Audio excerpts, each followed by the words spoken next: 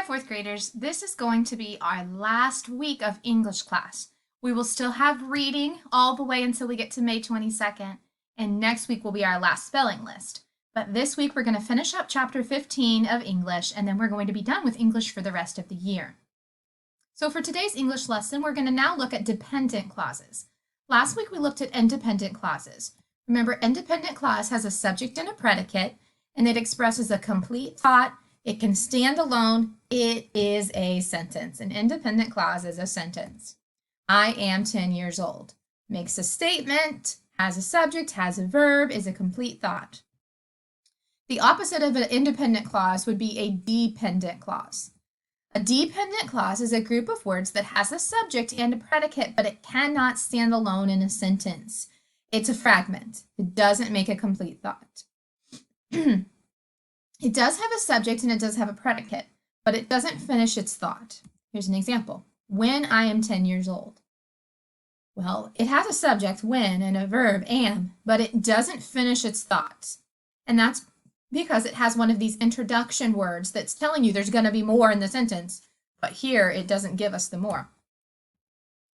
A dependent clause begins with a joining word, such as although, because, since, until, when, where. Because Sarah is sick. Until Sarah feels well. Both of these are joining words that tell you there needs to be more information. But the dependent clause does have a subject and does have a verb. It's just missing the second part that needs to connect with it because of the word because, or until, or although, one of those others. So now we're going to look at this sentences, and we're going to see if it's an independent clause or a dependent clause. And if it's a dependent clause, we need to circle the joining word. So those joining words will be what we're looking for. Number 1, White Cliffs are near Cape Blanco Lighthouse.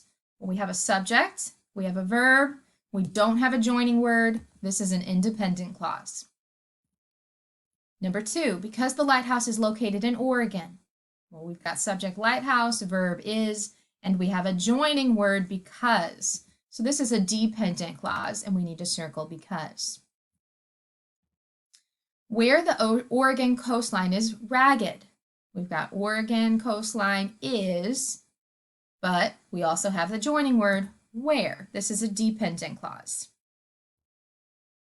Number 4, it is the tallest lighthouse in Oregon. Independent clause, no joining word. James Langos was the keeper for 42 years. Independent clause. Number 6, where the war started. When the war started. Dependent clause, circle when. The lighthouse is popular. Independent clause. And number 8, because visitors were given a tour by the keeper. Dependent clause, we need to circle because. On the back, you'll do the same thing. Work through the section identifying is it an independent clause or is it a dependent clause. Here's those lists of joining words. If it has although, because, since, until, when, or where at the beginning, it's a dependent clause, and you need to circle that word. Then you have to apply and write. Some lighthouses were difficult to build because of their locations on rocky land, being one of the dangers that a construction crew might face. Because the land was rocky, finish your thought, something like that. Now, as we move on to reading class today, we will be starting the story, Can You Tell the Difference? It's pages 622 through 627 in your reading book. This is an informational text explaining about some different types of animals. For vocabulary, we have antenna, cold-blooded, larva, pupa, reptile, and snout. Ants use their antenna to smell, touch, taste, and hear their surroundings. Cold-blooded animals often nap in the sun to warm their bodies. Cold-blooded animals cannot regulate their own body temperature like we can. They need to have the sun to warm them up. A hungry caterpillar is the larva that eats great amounts so it can mature into a butterfly. The pupa stage is the resting stage during which the caterpillar changes into a butterfly. Most reptiles live on land because they breathe through lungs, but some live in the water. And the creature's long snout came into sight long before the rest of the head and body. The snout would be the nose. An informational text is a nonfiction, and it provides facts about a subject. A well-written informational article has a clearly stated main idea and has several details that support it. The purpose of an informational text is to inform the reader about the subject. Sometimes an informational text will be used to persuade the reader to believe something. And the thing that's true about well-written articles is that they have clearly stated main ideas and they have details that support them. The big idea that you need to be looking for today is that an informational text can help the reader understand the variety found in God's creation.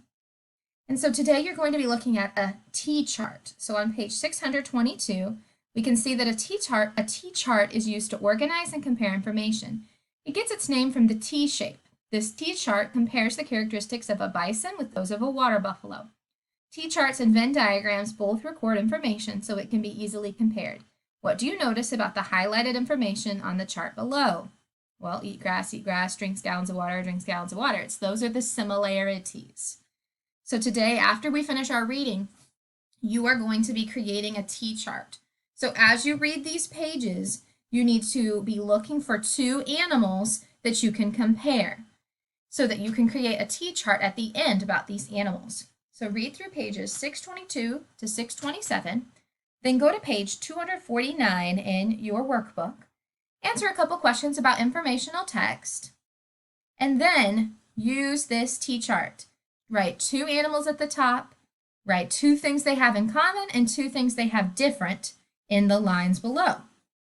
Then on the back of the page, you're going to take both those animals and you're going to create a Venn diagram.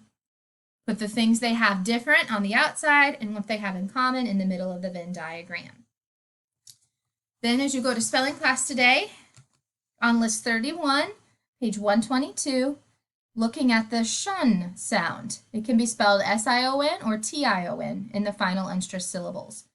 These syllables sometimes mean the act or state of. So write the T-I-O-N words on one side and the S-I-O-N words on the other, and then write your two challenge words, ocean and sugar, down below.